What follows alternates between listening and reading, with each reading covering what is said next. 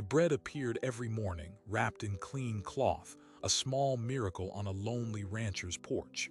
He had no idea who left it or why, but in the heart of a blizzard he would find the answer. A woman, collapsed in the snow, starving. She had been feeding him with the last of her own food. For 2 months she made the trek through the pre-dawn dark, leaving a single loaf wrapped in cloth at his door. He was a man who spoke to no one. She was a woman the town had forgotten. Theirs is a story of two kinds of starvation, one of the body, the other of the soul. And it would take the worst blizzard in 50 years to finally force their worlds to collide. His name was Eli Thorne, and he'd built his life on a foundation of silence.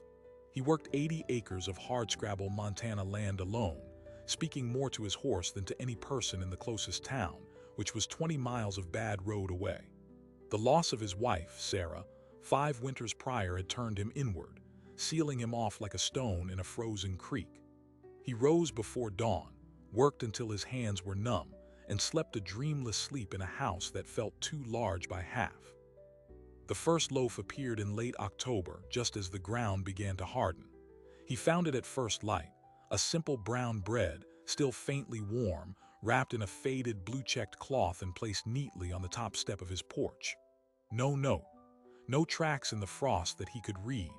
He stood there for a long time, holding it, the weight and the warmth of it an impossible contradiction in the cold, silent morning. He ate it that evening, torn between suspicion and a gratitude so sharp it felt like a wound. The bread was good, better than anything he could make. It tasted of patience, of care, things he had let drift from his world. The next loaf came 3 days later, then like a quiet promise every other morning. By the time the first real snow dusted the high pastures, the ritual was fixed. Eli would wake in the black hour before dawn, and by the time he had his coffee on, there it would be. He began to listen for her. In the dead quiet of the pre-dawn, he would sit by his cold kitchen window, staring into the darkness, hopping to catch a glimpse of movement, the crunch of a footstep. He never did. It was as if the bread simply materialized. He started to leave things in return. A jar of honey from his own bees, a wedge of hard cheese. They were always gone by the next morning, but the bread kept coming. The exchange felt sacred, a wordless conversation in a language he'd almost forgot. He found himself talking to Sarah about it, which was a habit he thought he'd broken. "Who do you think she is?" he'd ask the empty air of the barn. The silence, for once, didn't feel like an answer. Her name was Alara, though no one in the valley had used it in years. She lived in what had been her family's trapper cabin, 3 miles east of Eli's land as the crow flies, farther by the tangled, unforgiving path she walked. The cabin had no running water, no electricity. Her father had died of a bad heart 2 springs ago, leaving her with the land, a mountain of medical debt, and a profound understanding of how quickly a person can become invisible. The town, such as it was, saw her as the strange, quiet daughter of the even stranger old trapper. They didn't mean to forget her. They just did. She survived on what she could grow in the rocky soil, what she could forage, and the scant cash from selling herbs and knitted goods at a stand by the main road in the summer.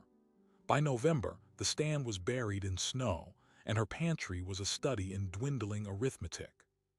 She had a bag of dried beans, some root vegetables in sand, a sack of flour, and a profound, unshakable loneliness. She first saw Eli Thorne at the general store a week after her father's funeral. He was buying nails and salt, a man made of angles and silence, his grief a visible aura around him like a cold front. She recognized it because it matched her own. She didn't know why she baked the first loaf. The impulse came in the night, a clear, calm thought. He is as hungry as you are, just in a different way. She used her precious flour, her last few eggs from the chickens she could no longer afford to feed through the winter. She walked the miles in the dark, her heart hammering not from exertion but from the terrifying intimacy of the act. Leaving it on his step felt like throwing a message in a bottle into a vast, dark sea. When she returned 2 mornings later and found the jar of honey, she sat down in the snow and cried. It was the first kindness she had received, the first real connection in over 2 years. It became her reason. The bread was no longer just an offering, it was a tether. She would skimp on her own meals, a thinner broth, a smaller portion, to ensure she had enough flour and yeast for his loaf. Her own body became the resource she rationed. The gnawing in her stomach was a constant companion, but it felt holy, a sacrifice with a purpose. She was feeding a man who, in feeding her soul, was keeping her alive. By mid-December, the weather turned serious. The radio in Eli's kitchen, his one link to the outside world, crackled with increasing urgency. A low-pressure system was barreling down from the Arctic, a monster the forecasters were calling the storm of the generation. It promised feet of snow, whiteout winds, and life-threatening cold.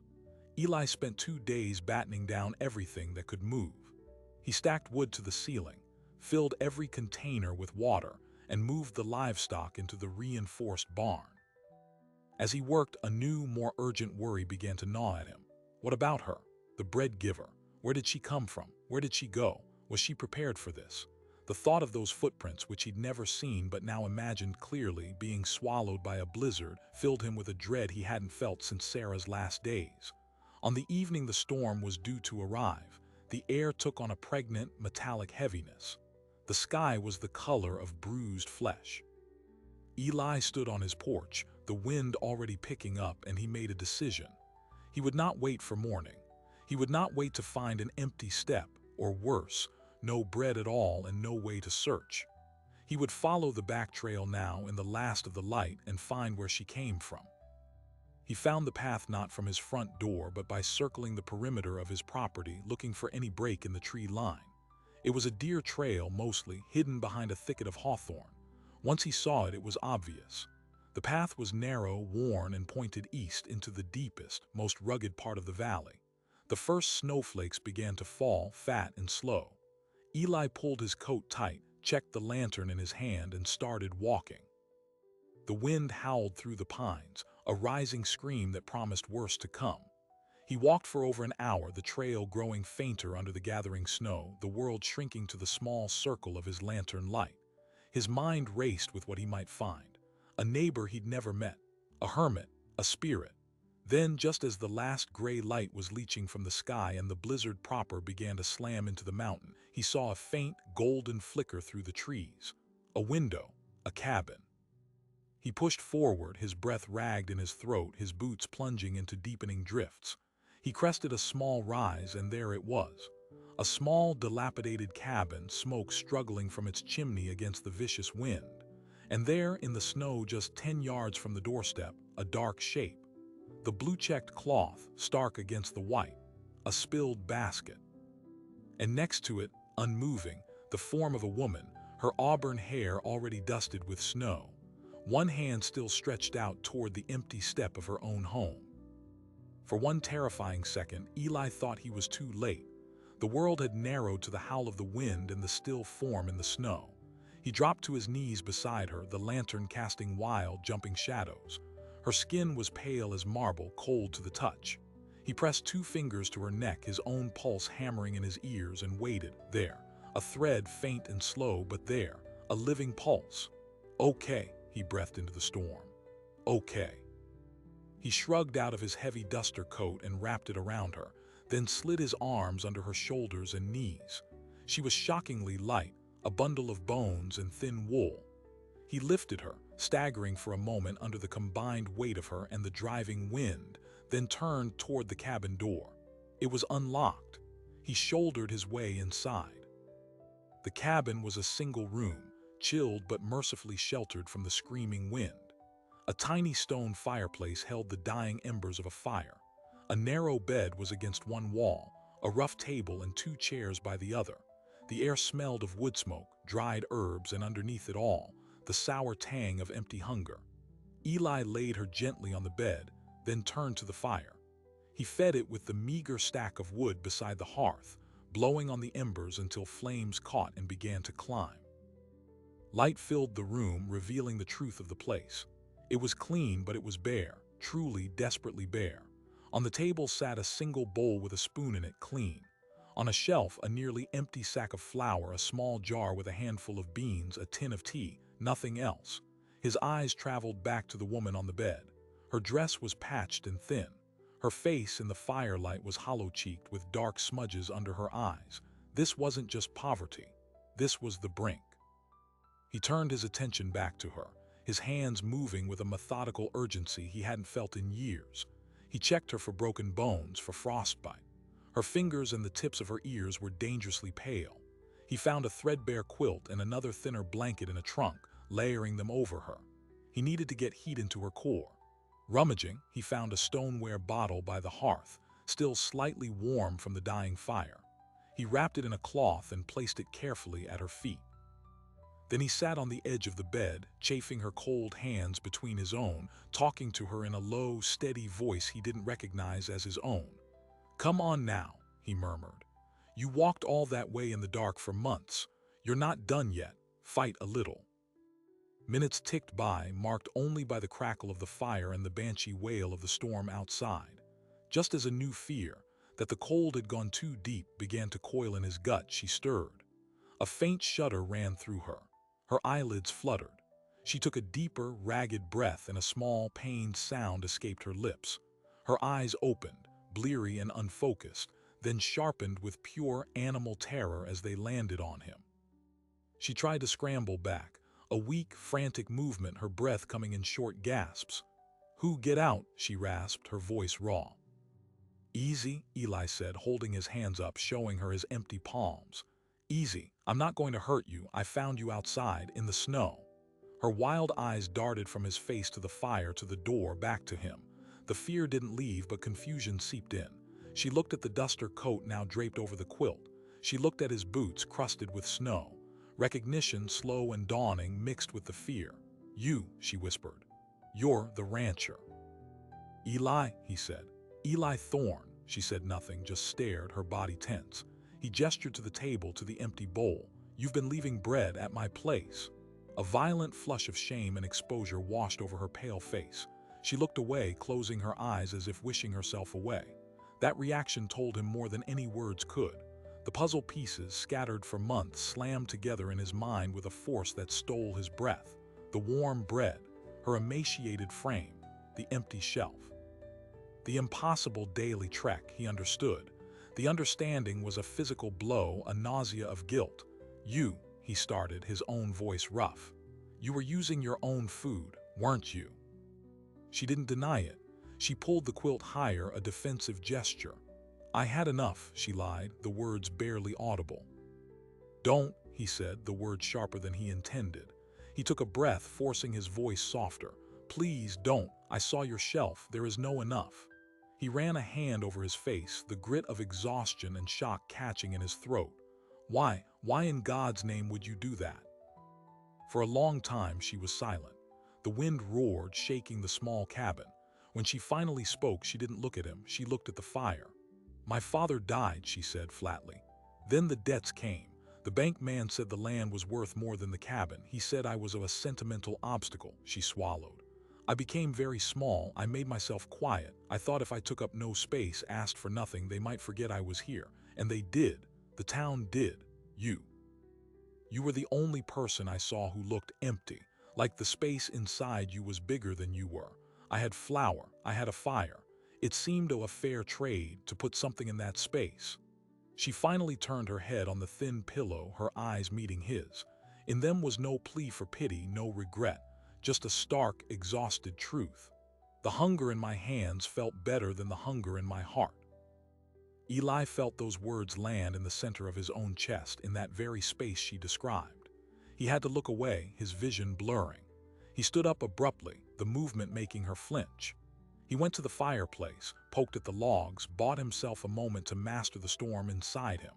He, who had wallowed in his own loss, had been sustained by a secret charity that was literally killing the giver.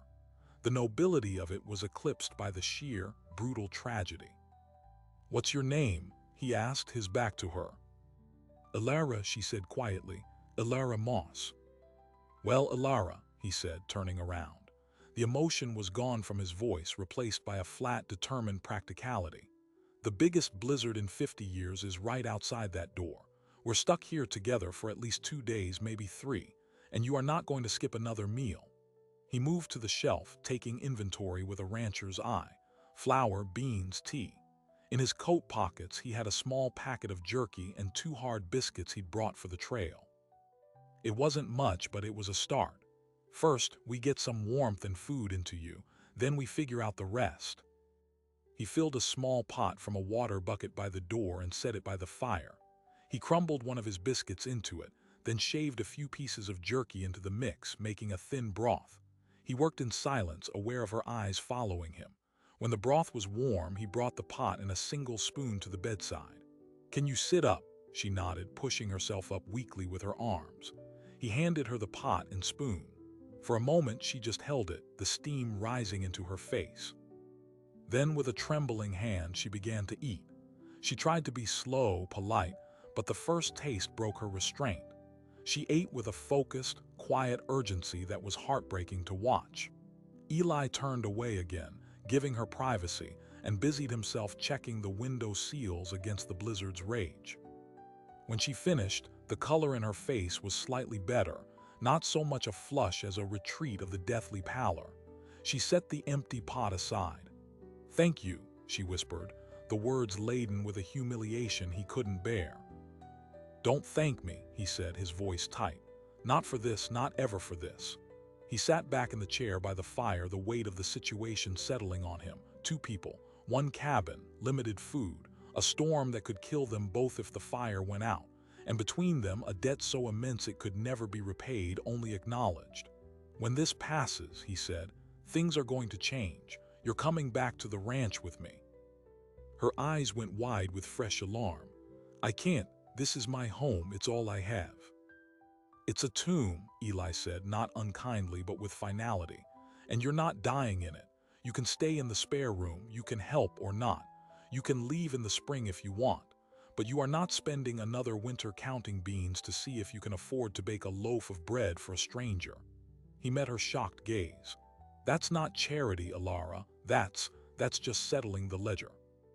Storm screamed its agreement against the walls. The fire popped.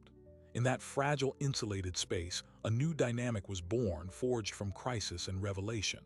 But the crisis was far from over. As the night wore on, the temperature in the cabin, despite the fire, began to drop. The wind found new crevices to whistle through. Eli kept feeding the flames, but the woodpile was shrinking faster than he'd hoped. He checked on Alara frequently. She drifted in and out of a fitful sleep, still too weak. Around what he guessed was midnight, a new sound joined the wind's roar, a sharp, groaning crack, followed by a heavy thud that shook the cabin walls. Eli rushed to the window, wiping away the frost. In the chaotic swirl of snow, he could just make out a massive, dark shape now lying across the path he'd used to reach the cabin. A mature pine, burdened by ice and wind, had fallen. They weren't just snowed in. They were blocked in. The only way out was now buried under a ton of frozen timber. The tree wasn't just an obstacle. It was a message from the mountain itself. "You are on your own." Eli stared at the massive trunk, a dark serpent in the white chaos, and felt the last flicker of hope for a quick rescue snuff out. The path was gone. The world beyond the cabin no longer existed. They were in a snow globe shaken by a furious god. He turned back to the fire, his mind already shifting from rescue to grim endurance. The woodpile. He counted the remaining logs. 8, maybe 9. At the rate the cold was leaching through the walls, they had enough for 12 hours of decent heat. After that, the temperature in the cabin would plummet faster than a stone in a well. He found Alara watching him, her eyes reflecting the firelight and his own calculated fear. She had seen the fallen tree through the window.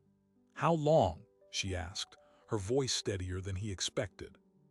"The storm," radio said 2-3 days. "The wood," he nodded to the pile. "Not that long."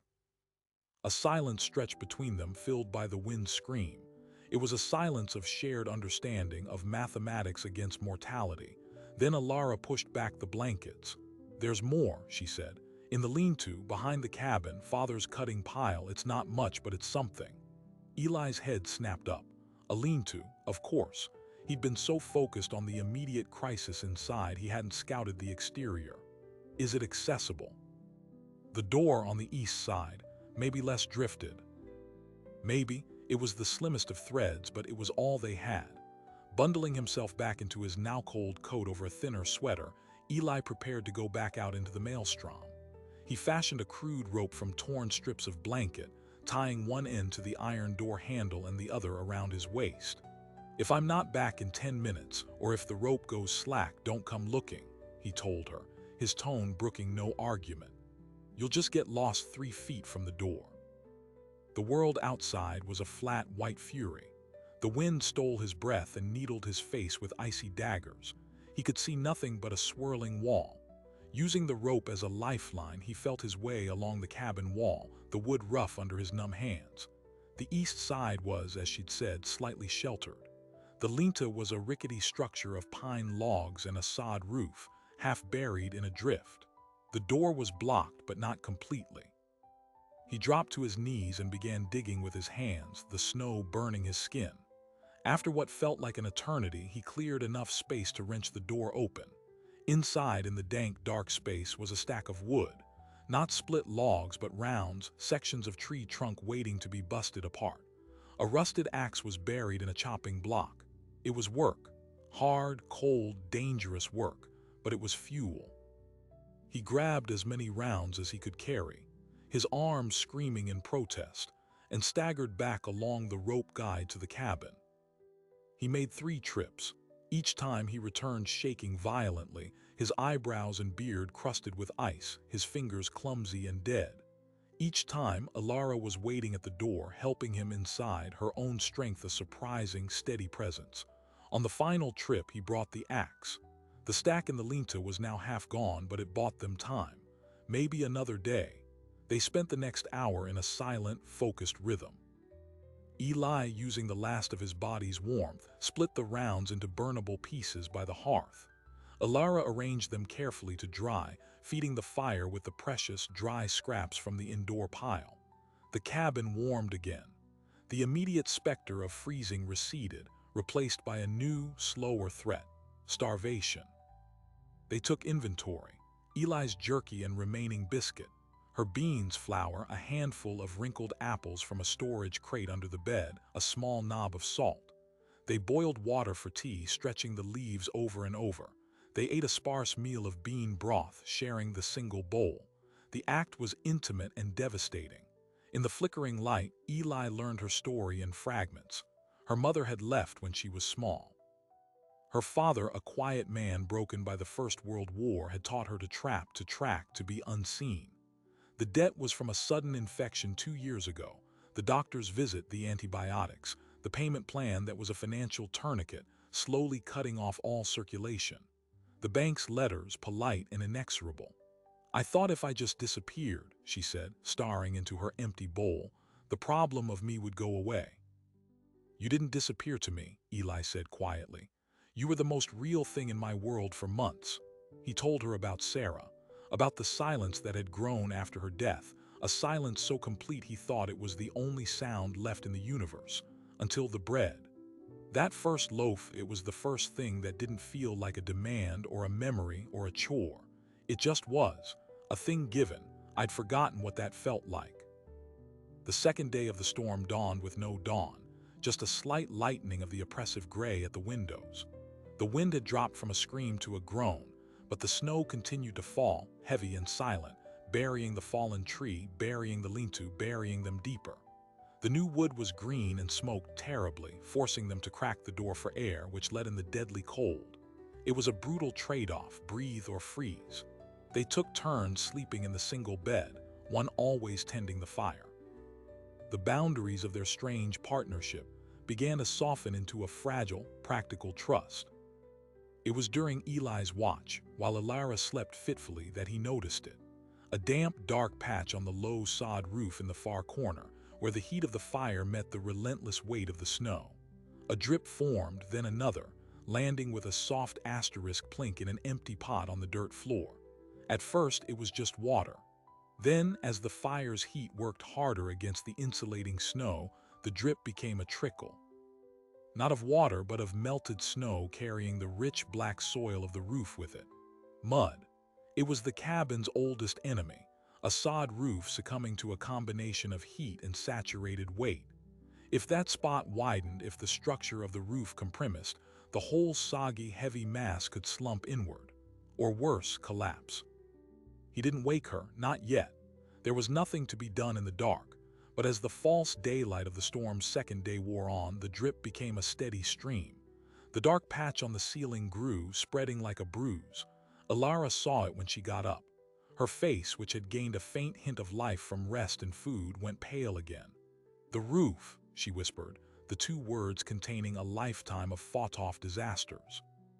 "It's the heat," Eli said, stating the obvious. "We have to keep the fire going to live. The fire is melting the roof." The paradox was perfect and cruel. Their source of survival was actively undermining their shelter. They tried moving the fire, scattering the logs to a different part of the hearth, but the cabin was so small the heat diffused everywhere. The dripping continued. By the afternoon of the second day, they were facing a triage of crises. The food was nearly gone, a few spoons of beans, a handful of flour for paste. The wood from the linta was dwindling, and now the integrity of the roof was failing. They huddled at the table, away from the dripping corner, as the sound of the muddy trickle became a maddening percussion to the storm's wind. "We can't stay here," Eli said finally, voicing the truth they'd both been avoiding. "Not another night. If that roof goes, we'll be buried alive in mud and snow, or we'll burn through the last wood and freeze." "Go where?" Ilara asked, her voice hollow. "The path is buried under a tree. We can't see 10 feet. We die in the open in an hour." Eli's mind raced, scrabbling for a third option where none existed.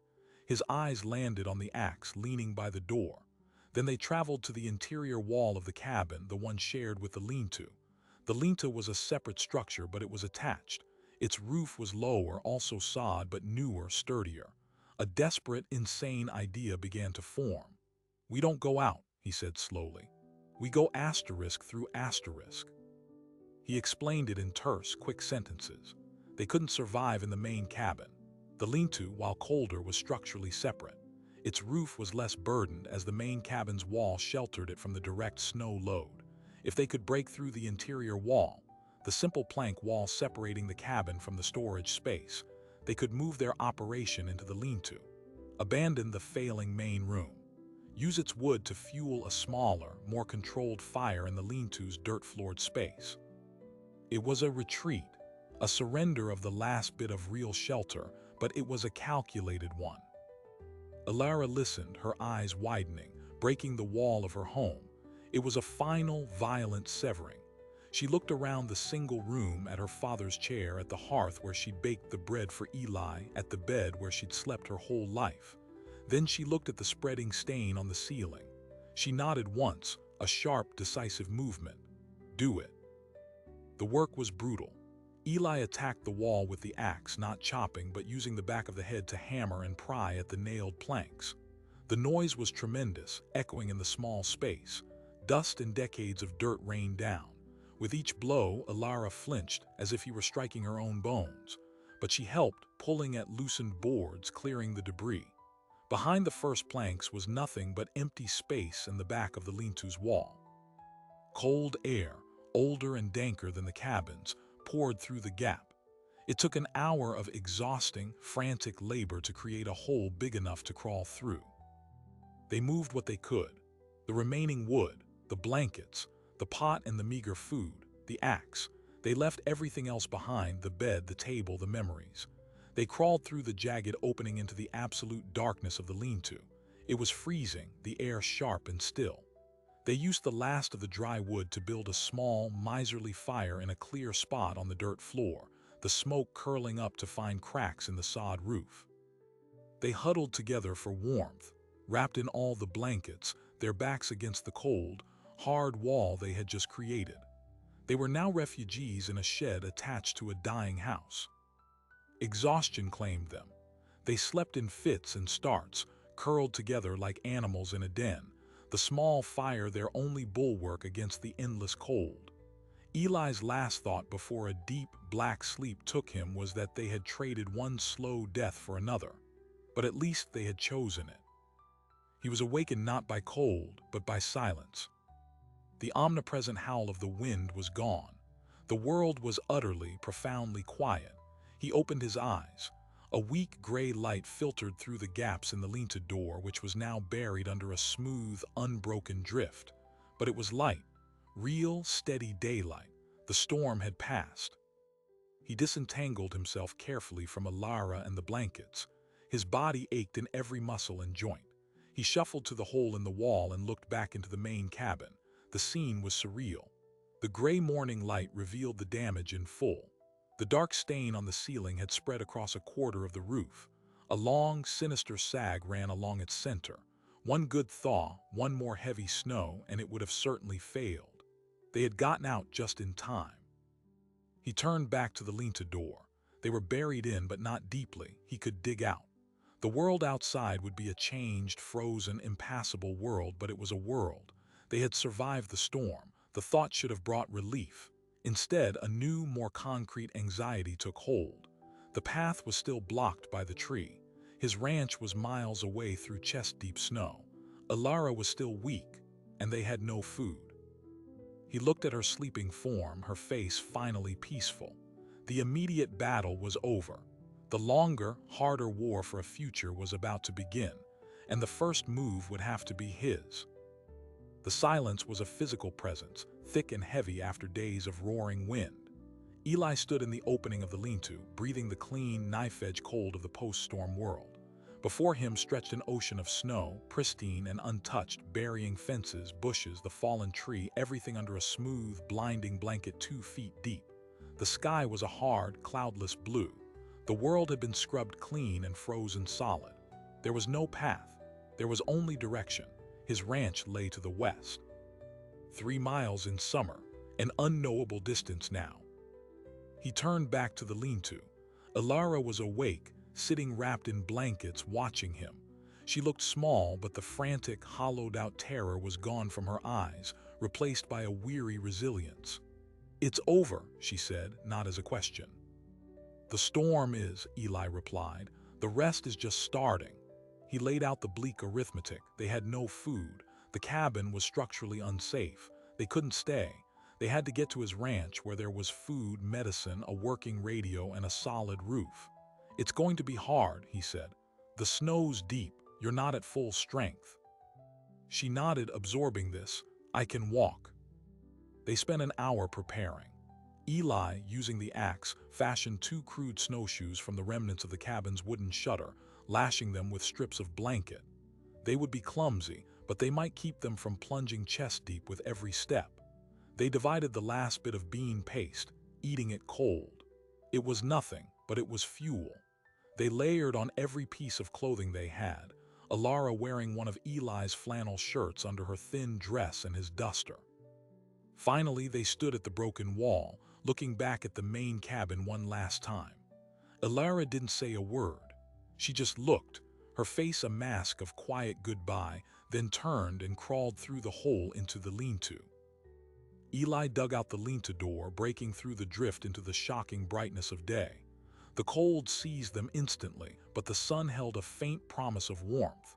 He oriented himself by the lay of the land, by the memory of the ridge behind his property. "That way," he said, pointing west. "Stay in my tracks. If you need to stop, you tell me." The journey was a special kind of agony. Even with the makeshift snowshoes, every step was a laborious lift and plunge. The snow was deceptive, a crust on top that would hold for a second before collapsing into powdery depth.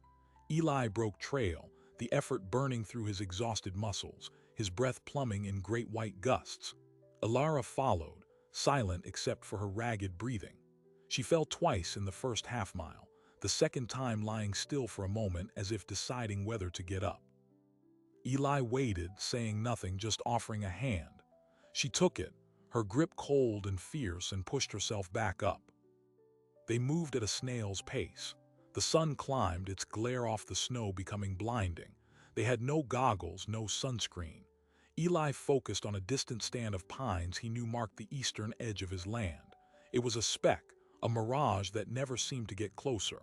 Time lost meaning. There was only the next step and the next, and the burning in their lungs and legs. They didn't speak. All energy was reserved for motion. After what felt like a lifetime, the pines finally began to grow distinct. Eli felt a surge of grim triumph. They were on his property. Another hour of brutal progress brought them within sight of the ranch buildings, the barn, the house, looking like frosted cakes in the vast white plain. The last 100 yards were the hardest. Ilara was staggering, her movements automatic, driven by will alone. They stumbled onto the plowed area near the barn, where the wind had scoured the ground somewhat clearer, and collapsed against the heavy wooden doors, gasping. Inside, the barn was a haven of relative warmth and the comforting smell of animals and hay. The livestock, 2 horses and a milk cow, stirred in their stalls, pleased to see him. Eli's first act was to check on them, ensuring they had water and feed. His second was to build a fire in the small, cast-iron stove in the corner used for thawing water buckets. Only then did he turn to Ilara, who had sunk onto a bale of hay, her entire body trembling with exhaustion and cold. "The house," he said, "it's warmer, come on." The main house felt like a palace after the cabin, solid, tight, warm from the sun streaming through the windows. Eli got Ilara settled on the sofa by the big stone fireplace, piling blankets on her before moving with frantic efficiency. He stoked the fireplace to life. He filled a pot with snow to melt for water. He went to the well-stocked pantry, his pantry, filled with jars of vegetables, sacks of flour and sugar, tins of coffee, and felt a wave of shame so intense it nearly buckled his knees. He had all this, and she had been counting beans. He pushed the feeling down. It was useless now. Action was the only antidote. He made a thick, simple stew from canned beef, potatoes, and carrots, the rich smell filling the house. He made strong, sweet tea. He brought it to her on a tray. She ate slowly at first, then with gathering strength, the hot food bringing color back to her face. She drank 2 mugs of tea, her hands shaking less with each sip. When she finished, she looked up at him, her eyes clear. "Thank you," she said. And this time, the words were not laden with humiliation, but with a simple, profound gratitude that he could finally accept. "Welcome home," he said and meant it. The next week was a quiet time of convalescence and slow revelation. Ilara slept for nearly 2 days straight, waking only to eat and drink. Eli tended to her and the ranch, digging out paths to the barn, checking fences buried under snowdrifts. When she was strong enough, she began to help with small tasks, peeling potatoes, mending a tear in his shirt, brushing the horses. They spoke in fragments, their conversations orbiting the huge, central fact of what had happened without always addressing it directly. He learned she was 29. She learned he was 37. She had a knack for calming skittish animals. He played the harmonica badly, a relic from his trail-driving days. They discovered a shared, dry sense of humor that emerged in the quiet evenings by the fire. The debt, the bank, the doomed cabin, these topics sat in the room like uninvited guests, acknowledged but not yet confronted. Finally, one evening after supper, Eli brought out the ranch's ledgers and a stack of his own paperwork. "We need to talk about the practical things," he said, his voice businesslike. "Your land, the debt." Ilara stiffened, the old defensive shadow crossing her face. "It's my problem." "It landed on my porch," he said gently. "That makes it mine, too." He pushed a piece of paper toward her. It was a simple agreement written in his careful hand.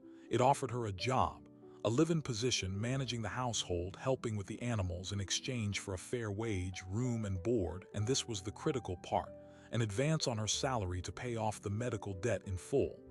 "It's not charity," he said, preempting her objection. "I need the help. The place has been falling apart around me for years. You'd be earning every cent." She read it slowly, her lips moving slightly. "An advance. Clears the debt. The bank has no claim. Your father's land is yours, free and clear. You can sell it, keep it, whatever you want." She was silent for a long time. "Why would you do this?" "Because a person shouldn't have to starve themselves to be seen," he said, the words simple and direct. "And because I am tired of eating alone." Tears welled in her eyes, but she didn't let them fall.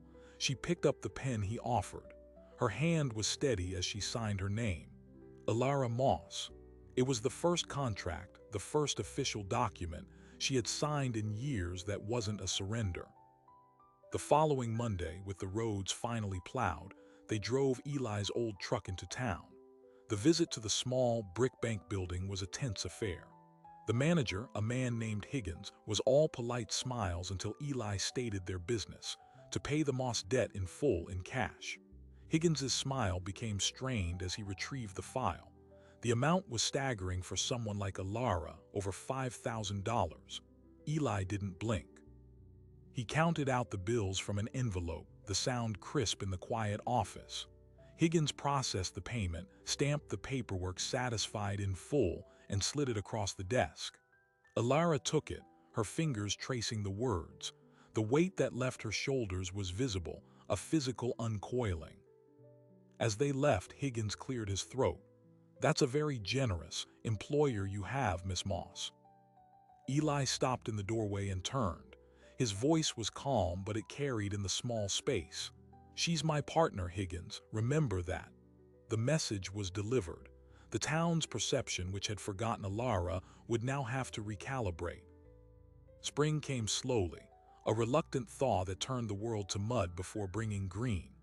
Alara moved from the spare room into helping manage the entire ranch operation. She had an eye for organization, a gentle hand with the newborn lambs, and a stubborn streak that matched Eli's own. They argued about crop rotation, agreed on buying 2 more heifers, and found a rhythm. The blue-checked cloth was washed and folded, placed in a drawer in the kitchen. It was not forgotten, but it was no longer a symbol of desperate, one-way giving. Sometimes she used it to cover a fresh loaf of bread, baked in Eli's oven, for their shared table. One evening in late May, with the windows open to the sound of peepers, Eli came into the kitchen holding a small wooden box. He set it on the table in front of her. "I've been going through Sarah's things," he said, a statement he'd never been able to make before. "She'd have liked you. She'd have been furious at me for being so blind, but she'd have liked you." He opened the box. Inside was a simple silver locket on a chain. "It's not much, but I'd like you to have it, not as an employer. Not as payment, just because." Alara looked at the locket, then at him. She didn't reach for it. Instead, she said, "The first time I saw you, you were buying nails. You held them in your hand like you were weighing them, trying to figure out if they were enough to hold something together." She took a breath. "I don't need a locket, Eli. I need to know what we're building here. Is it a ranch with a hired hand, or is it something that can hold?" The question hung in the air, the bravest thing she had ever asked. Eli closed the box. He looked around the kitchen, at her coat hanging by the door, at the bread on the counter, at the life that had, without his permission, begun to grow again in the empty spaces. "I'm done with contracts," he said finally. "The only thing I want to build is a life, with you, if you'll have it, and me." A smile, small and real, touched her lips for the first time since the blizzard. Not a smile of gratitude or relief, but of shared future. "I think," she said, "that could be enough." The final surprise came with the summer's first real heat. A county surveyor, checking boundaries, stopped by the ranch. Over lemonade on the porch, he mentioned offhandedly that the old Moss trapline had been included in a recent state conservation review. A rare wetland on the property, previously overlooked, qualified it for a substantial land stewardship grant. The amount was nearly triple what the medical debt had been. The money was Alara's, free and clear, for preserving the land she loved. She listened, stunned, as the man explained. When he left, she turned to Eli, her eyes wide. "Do you know what this means?" He nodded, understanding immediately. "It means you're not just my partner, you're my equal." He took her hand, the one that had once held a basket of bread in the freezing dark. "The ledger is settled, Alara, for good." That night they sat on the porch as the fireflies emerged over the pasture. No bread needed to be left. No secret trek needed to be made. The silence between them was no longer empty, but full of plans, of peace, of a hard-won understanding that the greatest gift was not in the giving or the receiving, but in the shared table that came after. The story that began with a solitary loaf in the snow had ended with a home, built not from wood and nails, but from the fragile, enduring materials of sacrifice seen, guilt transformed, and a kindness returned 1,000-fold. We are often taught that charity flows from the strong to the weak, from the full to the empty. But the story of Eli and Alara turns that notion on its head. Here, the greatest generosity came from the one with the least to give, and the salvation was found not by the one who was fed, but by the one who finally learned how to see the hand that fed him. It's a story that asks an uncomfortable question. In our own lives, how often do we mistake solitude for strength and silence for peace? How many times have we, like Eli, accepted a kindness without ever questioning the cost to the giver? The anonymous loaf on the porch was more than bread. It was a message in a bottle thrown from one lonely island to another. It was an act of defiance against the crushing weight of invisibility. Alara, in giving away her last physical resource, was claiming the one thing she had left, her agency, her ability to matter to someone, and in doing so, she unknowingly issued a summons. She called Eli back from the brink of his own emotional exile, forcing him to re-engage with the world, to become a participant again rather than just a survivor. Their tale is a powerful map of a rarely discussed human transaction. It shows how guilt, when faced with courage, can be alchemized into responsibility. How a debt of the soul, once acknowledged, can become the foundation for a new kind of partnership. It wasn't a romance born of flowers and easy words, but of shared survival, of mud and melted snow and hard choices. It was built on the practical timber of a job offer and a paid debt, which then made space for the deeper, more vulnerable architecture of trust and eventually, love. In a world that often feels fractured and self-interested, stories like this are vital. They remind us that our most profound connections are sometimes woven from threads of brokenness, not perfection. That the person who seems to have nothing might be the one offering everything. And that sometimes, the bravest thing you can do is not to give, but to finally, humbly learn how to receive, and then to build a bigger table. If this story of silent sacrifice and unexpected redemption moved you, then you're in the right place. This channel is dedicated to unearthing the hidden narratives that remind us of our shared humanity. We dive deep into the tales that don't make the front page, but that linger in the heart and change the way we see the world around us. To make sure you never miss one, tap that subscribe button and ring the notification bell. We have so many more stories to tell. Thank you for watching, and remember, sometimes the most important journey is the one that leads you to your own front step with new eyes.